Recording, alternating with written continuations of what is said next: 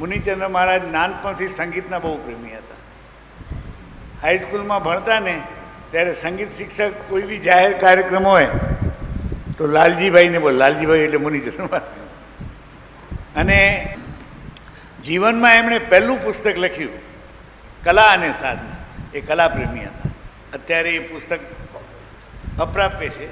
એની એક આવૃત્તિ છપાઈ હતી, બીજી છપાવી છે. સાહિત્યનું, સંગીતનું, કળાનું કેટલું મહત્ત્વ છે એના દ્વારા આધ્યાત્મિક અનુભૂતિઓ કે વિકાસ પણ કરે એના પર બી લખ્યું છે. મનરૂપી માકડું છે ને એ જાત જાતના ખેલ આદરતું હોય છે. એને નાથવું ખૂબ મુશ્કેલ છે. અને એ જ વાત મુનિચંદ્રજી મહારાજે પોતાના એક નિબંધ મનની લીલામાં કરી છે. ચાલો એને મમળાવીએ. મનની લીલા. ચિંતનના ઊંડાણમાં બેસીને ક્યારેક હું મારી પોતાની જાત સાથે જ મુલાકાત યોજું છું. મને પોતાને જ ઓળખવા પ્રયત્ન કરું છું. મન દ્વારા મારા પોતાના મનનો જ તાગ લેવા મથામણ કરું છું. પરંતુ આશ્ચર્ય, ઘણી ઘણી મથામણને અંતે પણ જાણે કોઈ કિનારો જ લાગતો નથી. મનને પીછાણવા જતા અને એની અજબ ગજબની લીલાને માપવા જતા અધવચ્ચે જ ગોથું ખાઈ જાઉં છું. અને ત્યારે વર્ષો પહેલા કંઠસ્થ કરેલી કાવ્યની પંક્તિઓ મારા મનઃચક્ષુ સમક્ષ તરવરી રહે છે અને હું ગાઈ ઉઠું છું. ઓ મન તું જ નથી સમજાતું, વસંતમાં અશ્રુ સારેને પાન ખરે ગીત ગાતું, હું ધરતી પર માર્ગ ગોતું, તું આભે અટવાતું. ઓ મન તું જ નથી સમજાતું. મને ગમતા એ ગીતની બીજી બે કડી યાદ છે, જે આ પ્રમાણે છે. વજ્ર તણી સા કળના બંધે પળભર ના બંધાતું, વજ્ર તણી સા કળના બંધે પળભર ના બંધાતું, લાગણીઓના કાચા દોરે જીવનભર જકડાતું, લાગણીઓના કાચા દોરે જીવનભર જકડાતું. ઓ મન તું જ નથી સમજાતું. અગમ નિગમના ભેદ ઉકેલ્યા, અગમ નિગમના ભેદ ઉકેલ્યા જાણી મેં કઈ વાતું, અગમ નિગમના ભેદ ઉકેલ્યા જાણી મેં કઈ વાતું. ઓ મન મારી બુદ્ધિના સમ તું જ નથી વર્તાતું. ઓ મન તું જ નથી સમજાતું. મનની આવી વિવિધરંગી રમણાનો પાર કોણ પામી શકે? ક્ષણ પહેલા જે ઊંચેરા આવની અટારીએ લટાર મારતું હોય એવા મનનું બીજી જ ક્ષણે બિહામણી ખીણમાં થતું પતન મેં જોયું છે. ગ્રીષ્મની ધગધગતી બપોરે પણ મેં આ મોજીલા મનને આનંદના આલાપ લેતા સાંભળ્યું છે. અને કૈલાસના હિમશિખરોના પડખામાંય ચિંતા અને ઉદ્વેગની આંતર જ્વાળાઓથી બળતું ઝળતું નિરખ્યું છે. છેલ છબીલા રૂપોને છાનામાના સજવા અને વિલોપવા એ એની જાદુઈ રમત છે. ક્યારેક ક્યારેક આ ધૂની મન નાની સરખી ચીજ માટે કે નજીવી બાબત માટે ચિંતાઓના મણના મણ ઉંચકીને ફર્યા કરે અને નિસ્બત વિહોણી અનેક વાતોમાં સમય બરબાદ કરે.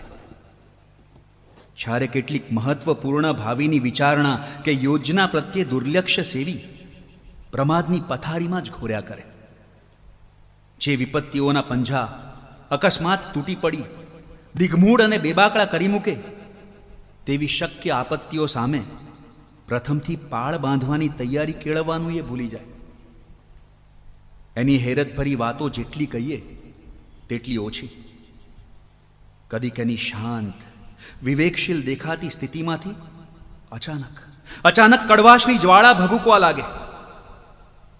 તો કદીક જ્યારે એ ગહન ચિંતનમાં નિમગ્ન બન્યું હોય ત્યારે ગંભીર લાગતી બાહ્ય સ્થિતિની ભીતર જ્ઞાનની કે પ્રેમની નવી ક્ષિતિજોમાં અદીઠ રાસલીલા માણી રહ્યું હોય.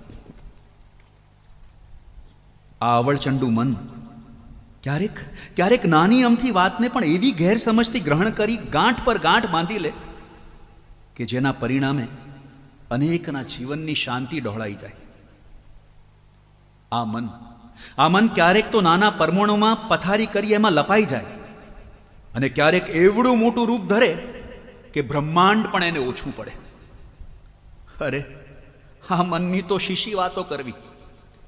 એ ક્યાં ક્યારે અને કેવો નિર્ણય ગુપચુપ કરી લે એની કોઈને ખબર જ ન પડે.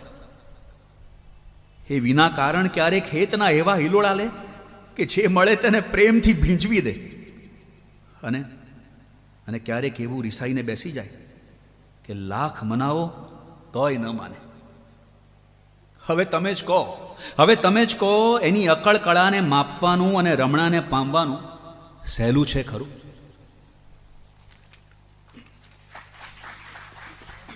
વાહ જોની વાહ. હા, મુનિ મહારાજ સાંભળતા હશે. હા, બરોબર.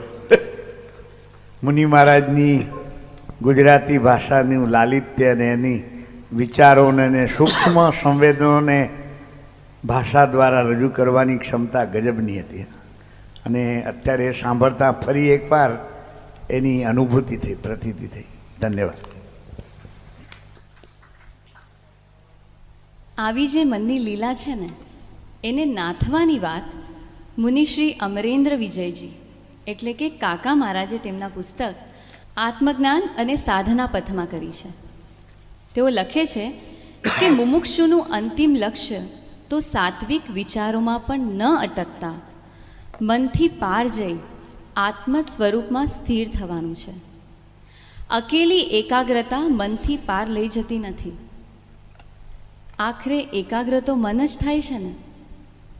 એટલે મનથી પાર જવા માટે સાધકે ચિત્ત સ્થૈર્યની કેડીઓ વટાવી અંતર્મુક્તાના અને સાક્ષી ભાવના ધોરી માર્ગે ચડવું રહ્યું.